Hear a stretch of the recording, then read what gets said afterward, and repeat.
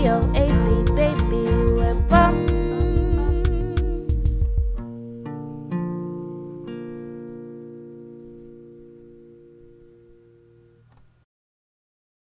We met in the summer of 2014. Summer of 2014. Yeah.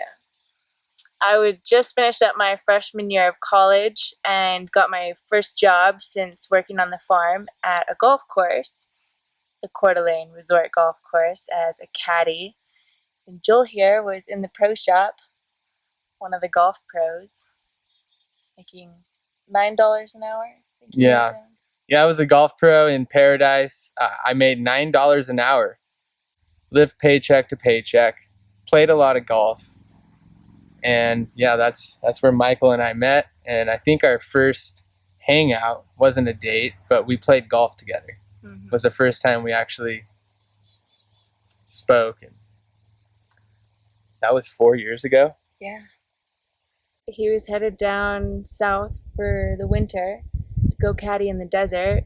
And I was looking at another 3 years in school. So we just sort of stayed in touch and did our own thing for the last 3 years about, except for after you guys came up with the boat idea and worked so hard to bring that into fruition. Like just a few months after they bought the boat down in Florida, I was able to meet up with them in Tampa. We took the boat out, just the three of us, with Michael Schuster, who doesn't have any sailing experience. We have great wind. We're doing like 6 knots all the way to Egmont. The weather's perfect. We just crossed the Skyway and we noticed a front coming up. And we're all relaxing and, listening to music, hanging out on the hammock, playing guitar. The weather's rolling in right now. We're about a mile offshore. We gotta drop anchor still. It's getting a little crazy. I'm not gonna lie.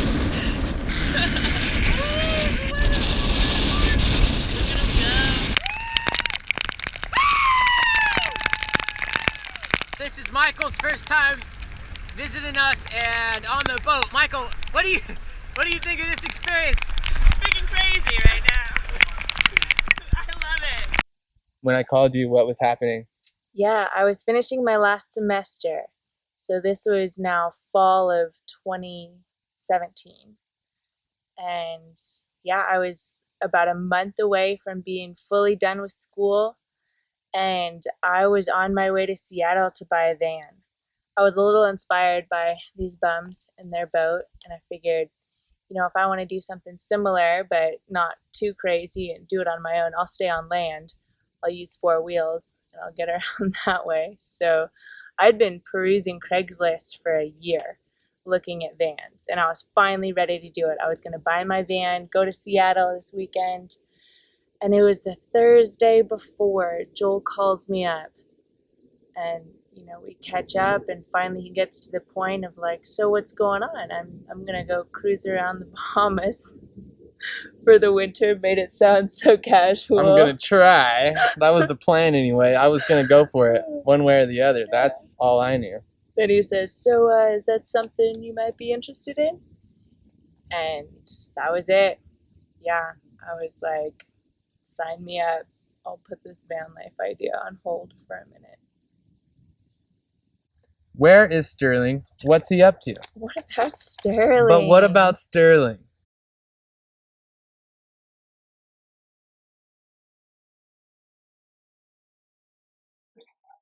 We can start. Let me know when you want to start. We're going now. We finally got it right, so we can see you now and not just Michael and I. Oh, okay. So we can see the yellow house. Let me show you the yellow house then. Let me. You saw the camper. You saw the Volkswagen. You saw the old Jeep with the hat, and then the yellow house. All right, take care, man. And living in a house, basically again, and we're remodeling it since I've been gone for 23 years. Basically, I'm putting the gym back. Gym back in the patio section and redoing a wall in here. We got the wood burners out here with a steering system to where I can feel somewhat at home watching the steering system. Where's this hot tub? Just in case it floods in Louisiana, I keep my motor right by my door to where I can throw it on the back of my car and go, you know? And I went out and bought one of those Walmart bubble baths.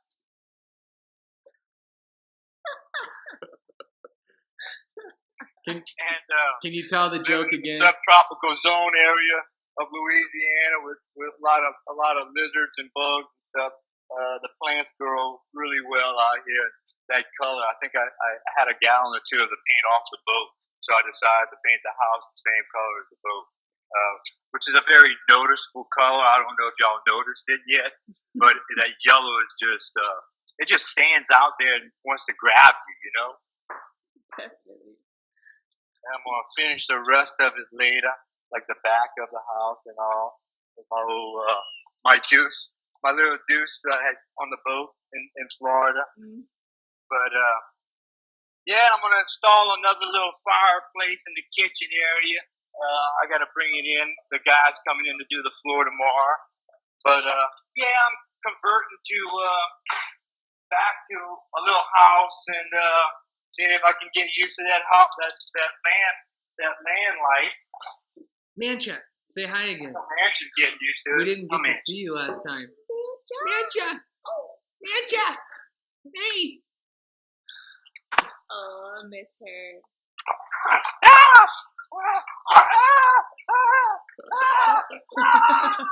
She wants to go play golf. Hey, I bet. and will you tell us about, I'm sorry, but what happened to We Don't Know and the boat you currently have again? Well, basically, I went to LaBelle. The old man that ran the LaBelle Marina passed away on my way going there from the Turks and Caicos, and he had another guy running the lift, and the equipment out there was so obsolete, so old that he picked up the boat wrong, and he did another boat just like mine prior, and it crushed their hull as well. So the boat was basically beyond repair, and we could have repaired it, but then really, a lot of the boat was starting to delaminate, and they had shoved the keel up and out as well, and that's something you don't play around with. I felt that whether I was going to keep it or get rid of the boat, it was just too dangerous for myself, and I would not cast that kind of a boat on to somebody else.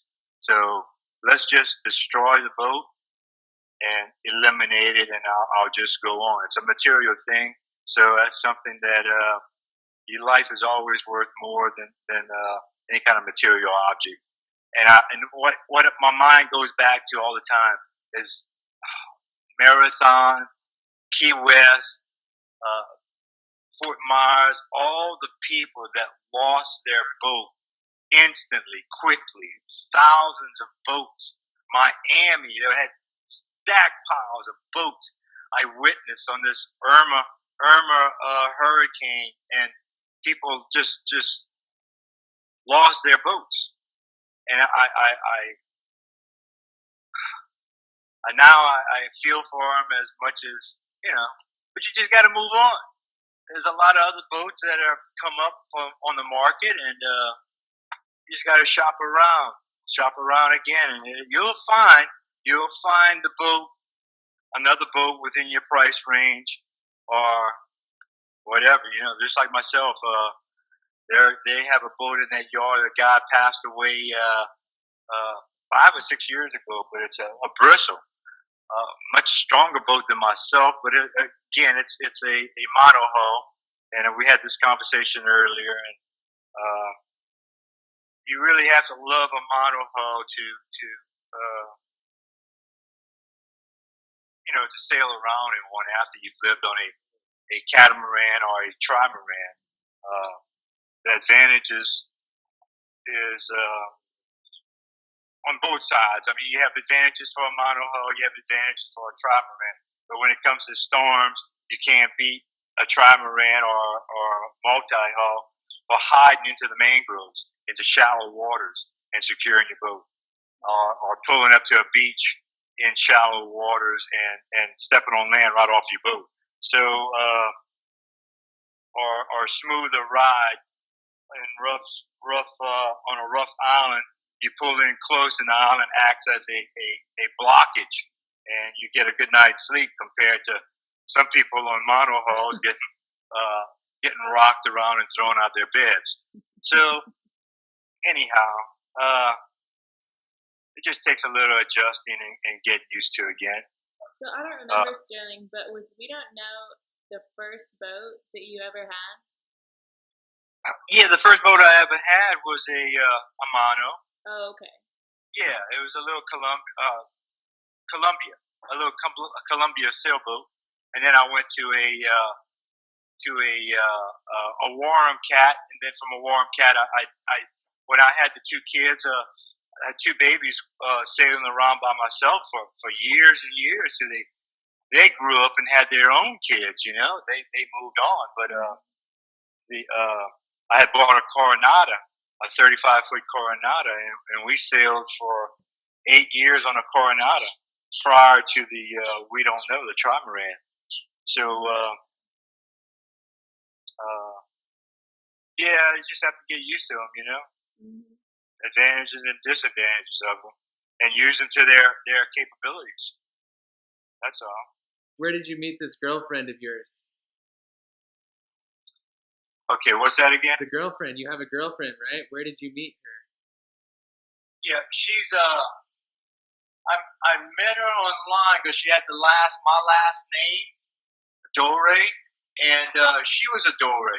So last night we talked for a long time, trying to see if there was any relationship. And it kind of turned me off for a while, but no, we're not related.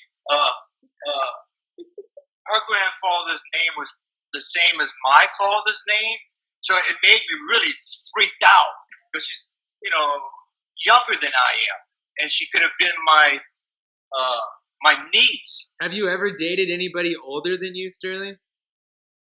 Hell no. Maybe when he was like 15 or 16. My father was Indian, and he would drag me out to go hunting or trolling, or every day I got out of school, it was immediate out to the swamp.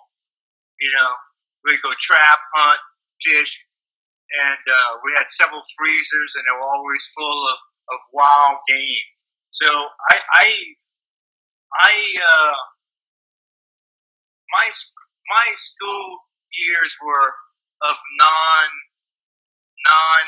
dating, or we didn't have what I'm holding in my hand right now, cell phone, or that much in the way of TV. You remember, I'm 67, so black and white TV was the norm. Color TV wasn't even out yet when I was in school, so not till later on in life. So hunting and fishing was more exciting for me than dealing with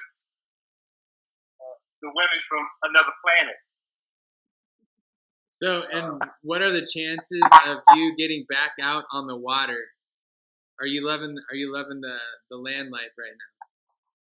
Well, that's what I mean. When you reach a certain age, you kind of going, can I keep going on?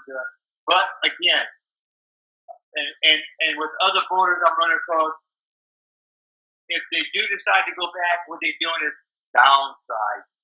They're getting smaller boats they can handle, or boats designed to sail under single handing.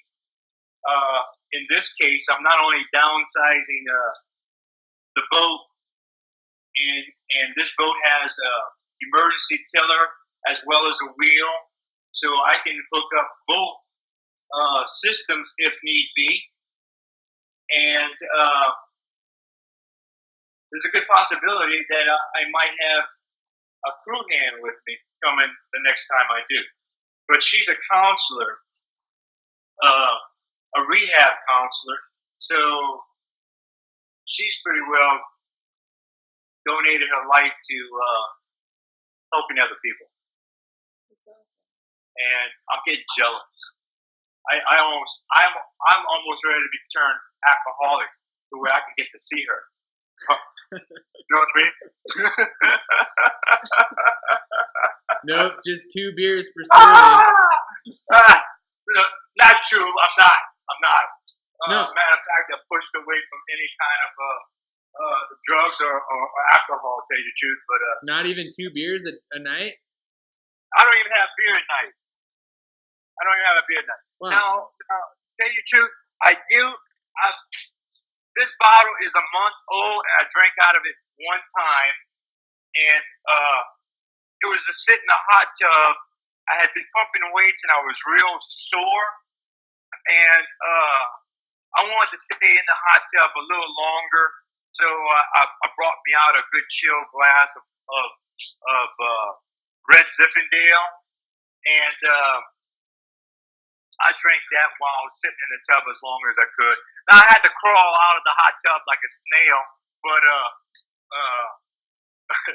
it worked. You know, my muscles weren't hurting as bad the next day, and I felt good.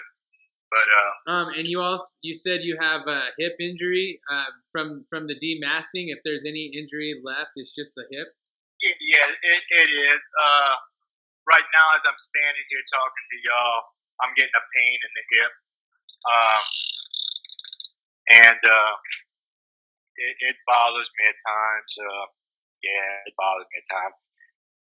It probably fractured something because it had turned black. The hip turned black when that had happened, and it was a hell of a impact. Your whole body weight being thrown through the air and then smashing up against the boat on a corner of the boat was, as you know, a week later, my mother passed away, and with the casket and all, I was a pallbearer, and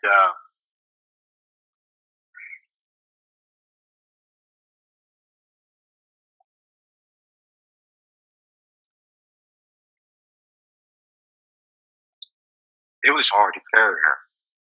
It was hard, and it hurt.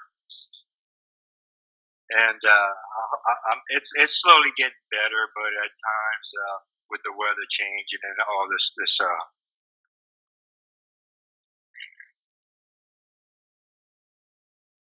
with all the rain occurring, I'm getting pain from it a little bit. But it's not the first hip injury I had. The other hip I had crushed in a motorcycle wreck where the car had cracked it, and they had to do a bone grafting to the femur, and they used part of the hip bone to redo the surgery. But I was younger then. Now I'm up to that age where anytime you hurt yourself and you break a bone, it takes a little longer to heal. But you just got to force yourself to get up and stretch it out. You know, get it going better. Using other muscles to help strengthen or take the place of that muscle, you know. So anyhow, that's life, you know. You can't just give up. You got to keep going. When you give up, that's when you just sit and rot and die, you know. So. Well, thank you, Sterling, for doing this all over again. Yeah. We'll let you get back to it. Again, we really do appreciate you and your time, and thank you for all that you did for us out on the water. Yeah. And well, good. It's all like you say, it's a brotherhood of helping one another out, and experiences, you know, learning, and y'all did some learning on this trip. Good God, you know, of putting things in reverse and going, wow, it's going forward, you know. Or other people's mistakes of putting the wrong prop on a boat, and it's a learning experience, isn't it? Yeah. Even on how to anchor, and that, I tell people that anchoring is the hardest thing about sailing there is, because it's hard to tell what kind of a bottom yet unless you dive and feel it out and look at it. And knowing what anchor or the scope and everything, your real depth, it's a challenging thing, very challenging. And only time and experience gets you righteous with anchoring. But anyhow, y'all take care, man. You too, Have a- Sterling. Thank you. Bye. What are our plans for the future? Would you like to tell them our plans for the future? Yes. We're going to put a garden on the boat, a real garden. This is my dream. But in addition to that, we'll do a lot of work to the boat by the time we get back down to the Dominican Republic, mid-October. Yeah. Ish. Well, yeah. I'll lead to the boat. Right now it's September 1st. We have one more month here in Colorado, and we have an awesome opportunity to work our butts off. We're going to drive back to Washington to leave Michal's car with her parents. We're flying to Alaska, where my brother, Tony, who was an original bum on a boat, anyways, he's getting married in Alaska to a dear friend of ours. And so we're going to go to a wedding in Alaska. In Fairbanks, hopefully under the Northern Lights. Mm-hmm. Yeah, pretty excited. And then we're going to fly to Florida. Did we mention that Joel's officiating the wedding? Yes, I'm going to be the aficionado. Officiant. I think that's Aficionado. Yeah. Yes. So my brother has asked me to do the wedding. So I'm actually an ordained minister. I have a license, and I can legally marry people. And a badge that says clergy. I have a badge. So he'll have to wear that. Yes, I'm an ordained minister. From now on. For the small price of $49.99, I became ordained. So we're gonna go to Florida and help Luke. We're gonna help a good buddy move the Luke Blackbird. Baruch. Luke Baruch. We're gonna help him move his boat from the dry dock to an anchorage, and we're gonna help him do some work, roughly about a week. Mm-hmm. Then we plan to go see Joyce, of course, while we're in Florida, and then we fly to the Dominican Republic, where we have a lot of projects planned, and I think Michal can tell you some of the projects we have planned. So the garden. And the bottom job is let's do priorities here. Let's start with priorities. The garden is a priority. Whose priorities are we talking? Well, the garden doesn't grow if the boat doesn't go. The garden is useless if the okay, so barnacle bottom implodes on itself. Not to mention we don't exactly have a main sail. Well, we have a main sail, but we got to rivet that track back on. Yeah, so first thing is pull the boat out of the water, sand it, and paint it. That's number one. We got a toilet to fix. Mm-hmm. We got the riveted track. The track on the mast.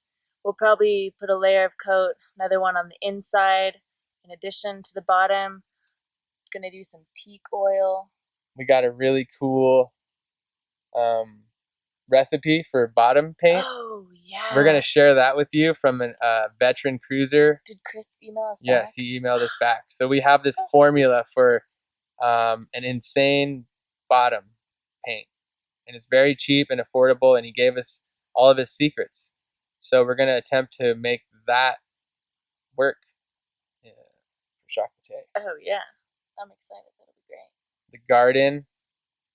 Yeah, I've got plans for growing a garden in a small amount of space. It's an evolving idea, but right now I'm thinking like a hanging shoe rack, that has the little pouches that you put your shoes in, but we'll, turn those into planters and just have a whole wall of vegetables and herbs and sprouts. But and that's going to go where the TV is now, so it's a good exchange of space. I think so. Hopefully it doesn't take up really any more than we're already using. Just have to throw the TV in the water. We'll give it to somebody who didn't can get much appreciate it. But hopefully that the time frame is beginning of November that we should be back on the sailboat, and you guys will be seeing all the fun projects, learning a lot more about the boat life. Unfortunately, you guys are stuck with us and no sailboat, and that's just what it is. But she's holding in there. We hear she's doing great. Big shout out to Georgie and Larry of Cabernet. They've been sending us updates. They even made it possible for us to get the bottom scraped, which is huge. So we just had the bottom scraped. Yeah, really grateful to Georgie. Who did that? Domingo, yes. who works for Handy Andy. And if you ever get to Lupron or you've been to Lupron, you will hear of and meet Handy Andy, I assure you. Anyways, we can't wait to get back. We can't wait to do the sailing. This is essential. We need to build up our funds to do the projects that we have planned. We would like to get some upgraded equipment. We really want a new camera. Obviously, we want a drone, and those things are in the works. And we're making big steps towards upgrades, and it's just a process. Yeah. What are we doing for money in the States? So I'm in the office fielding calls, doing organizational things for the crew, the salespeople, communicating with subcontractors and homeowners, while Joel's out there on the front lines, being the face of Baruch Construction, ripping off gutters, getting leads. Yeah, it all starts with door knocking. So when I first get here, I knock doors, a lot of doors. And then from there, we go into production. So any of the leads I got, any of the leads that the whole Baruch Construction gets, eventually gets into production mode. And then I become more of a wild card. We need materials here. This was the wrong thing. So I drive and get things for people. I'll be up on the roof, ripping gutters off for the guys that lay gutters. Whatever needs to be done. We filled this thing up with siding mostly. And all of this.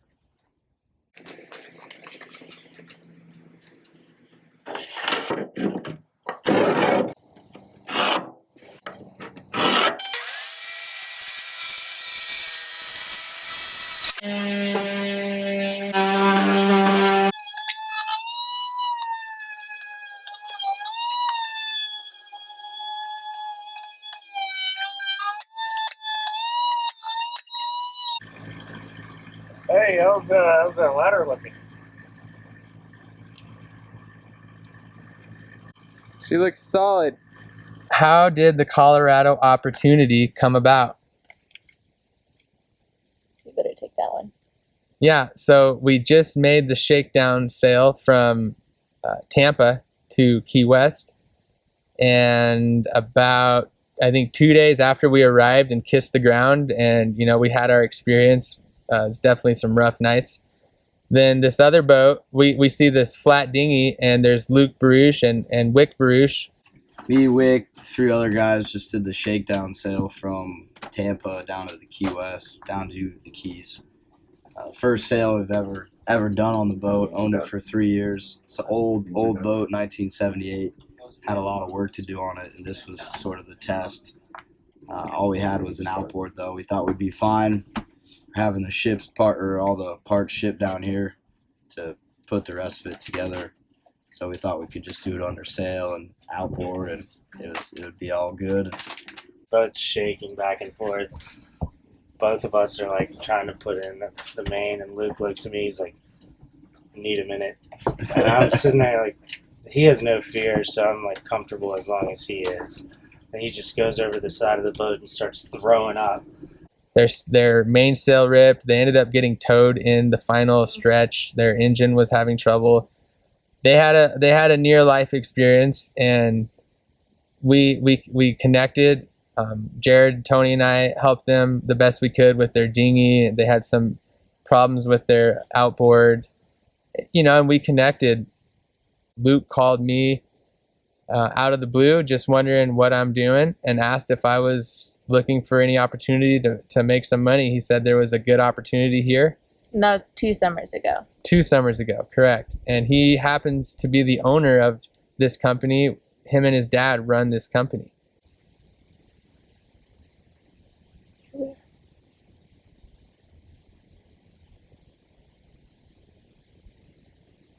Mink. These are the tales of Boab.